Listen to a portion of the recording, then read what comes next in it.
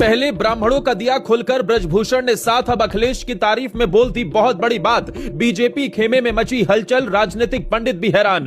UP की सियासत अब 3 ध्रुवों में बटी। ठाकुर ब्राह्मण के बाद अब कुर्मी समाज भी आया आगे। पंकज चौधरी के बयान के बाद नहीं थम रहा सियासी संग्राम।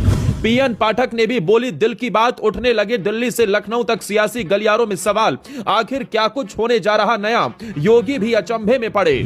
यूपी की राजनीति में जब ब्राह्मणों की हलचल तेज होती है तो सत्ता के गलियारों में बेचैनी अपने आप बढ़ जाती है। इस बार भी यूपी में भले ही कड़ाके की ठंड है, लेकिन लखनऊ की एक बैठक ने ऐसी गर्मी ला दी जिसकी चर्चा लखनऊ से दिल्ली तक हो रही है। क्योंकि जैसे ही यह मामला ठंडा होता है वैसे ही नया बयान आकर बीजेपी खेमे में हलचल बढ़ा देता है। और इस बार तो ब्रजभूषण शरण सिंह ने जो किया उसने योगी को भी हैरान कर दिया। क्योंकि ब्राह्मणों के समर्थन में खुलकर खड़े होकर ब्रजभूषण ने ऐसा संकेत दिया है कि बीजेपी के भीतर संतुलन डगमगा गया।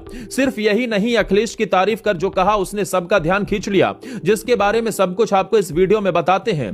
दरअसल इस कहानी की शुरुआत लखनऊ से हुई है, जहां दर्जनों ब्राह्मण विधायक एक साथ बैठे। ये कोई सामान्य चाय चर्चा नहीं थी, बल्कि एक संदेश था सत्ता और संगठन दोनों के लिए।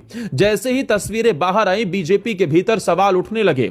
पार्टी नेतृत्व हरकत में आया। नए प्रदेश अध्यक्ष पंकज चौधरी ने सख्त लहजे में चेतावनी दे दी। यहीं से मामला और गर्मा गया। सवाल यह नहीं था कि बैठक क्यों हुई, सवाल यह था कि चेतावनी सिर्फ ब्राह्मण विधायकों को ही क्यों दी गई। इससे पहले ठाकुर विधायकों की बैठक हुई, तब कोई नोटिस नहीं, कोई बयान नहीं।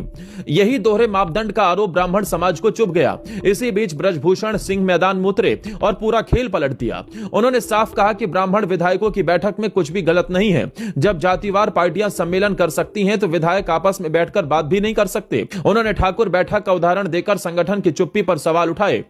यही नहीं, ब्रजभूषण यही नहीं रुके। उन्होंने अखिलेश यादव को लेकर भी बड़ी बात कह दी। उन्होंने कहा कि अगर अखिलेश खुद को यदुवंशी कहते हैं तो उन्हें क्षत्रिय मानने में क्या दिक्कत है। यह बयान सीधे तौर पर बीजेपी की कोर राजनीति के दायरे से बाहर जाता दिखा और यहीं से हलचल दिल्ली तक पहुंच गई। ब्रजभूषण के बयान के बाद सोशल मीडिया पर तूफान आ गया।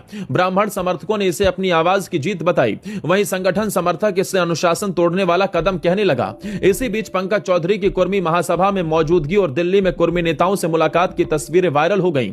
सवाल और गहरे हो गए। अगर कुर्मी समाज से संवाद सही है तो ब्राह्मण समाज की बैठक कैसे गलत हो गई?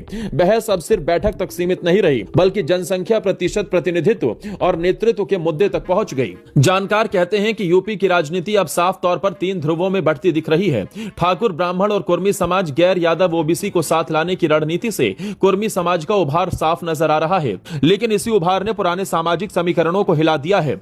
ब्राह्मण समाज खुद को हाशिए पर महसूस कर रहा है और यही भावना 2027 के लिहाज से खतरनाक मानी जा रही है।